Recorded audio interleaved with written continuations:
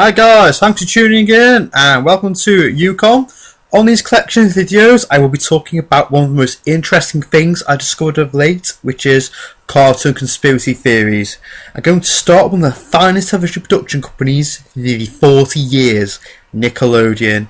Hey on all, the Rugrats, Dogs, SpongeBob SquarePants. The company has produced some of the best kid shows of all time.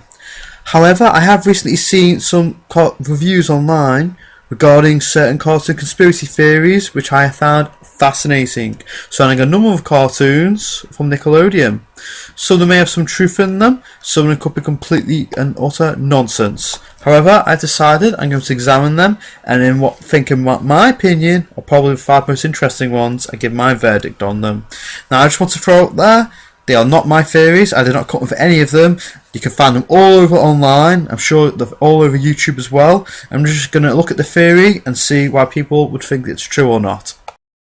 By the time SpongeBob SquarePants was released in 1999 by marine biologist and animator Steven Hillenburg, Nickelodeon was a well-established TV production company and had profited well from famous shows such as The Rugrats, Hey Arnold, and Ren and Stimpy. SpongeBob was no different, with the show winning 6 Annie Awards, 8 Golden Reel Awards, 2 Emmy Awards, and even got its own movie in 2004.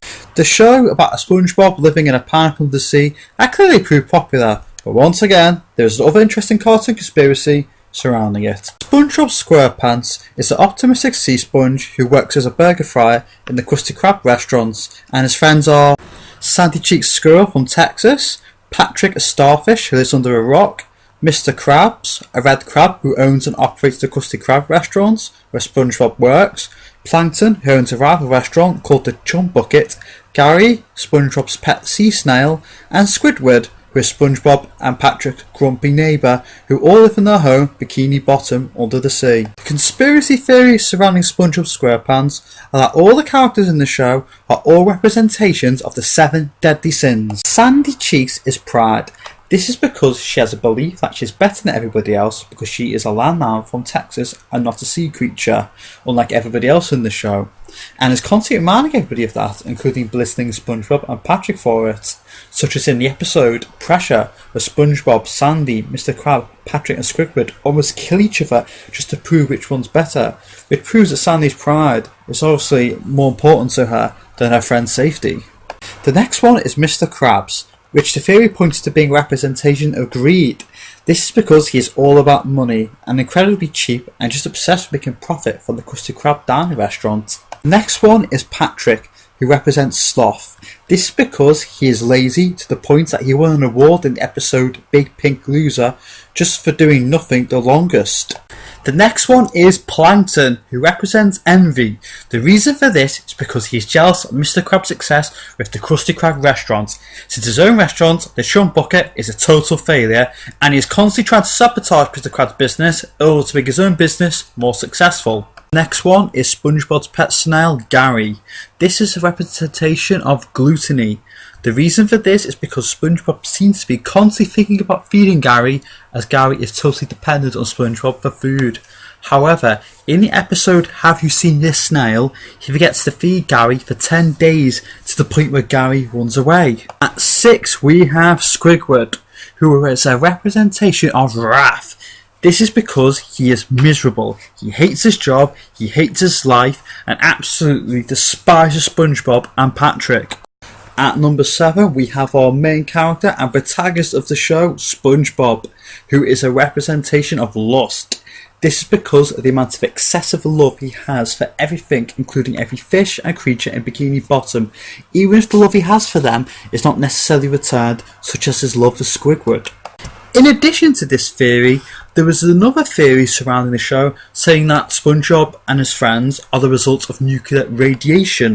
This is supported from evidence such as the home of SpongeBob being under a real-life place called Bikini Atoll, which is part of the Marshall Islands in the Pacific Ocean. Furthermore, in 1946, just after the Second World War, the US government detonated Bikini Atoll as part of Operations Crossroad, one which had been set up underwater. Therefore, the radiation that came from the bomb affected these normal sea creatures and the environment around them, resulting in creatures having human characteristics, such as being able to communicate and have emotions and being able to run businesses. In all the conspiracy theories I have discussed so far, you definitely cannot say for a fact that any of them are true. Although, I do actually think this one holds up pretty well. The 7 main characters of Spongebob do represent each and every one of the sins, and you can see that by watching any episode of the show. Like I said, I definitely can't say that this is what the writers of the show intended. After all, it is still a cartoon meant for kids. However, out of all the conspiracy theories from Nickelodeon, I am going to say that this one without a doubt has the most accuracy in it. In addition, I think the theory of the characters in the show being the result of radioactivity could well be true. Steven Hillenberg, the show's creator, was a marine biologist and probably would have been well aware of the nuclear testing in Bikini Atoll during the 1940s, and I think it would be a pretty big coincidence to set the show there with that knowledge. So with that, I'm going to give this theory an 8 out of 10. So thanks for watching this video. My next cartoon conspiracy will be on the show Fairly Odd Parents if you want to check that out next week. But for now, that's all, and once again, thanks for tuning into UConn.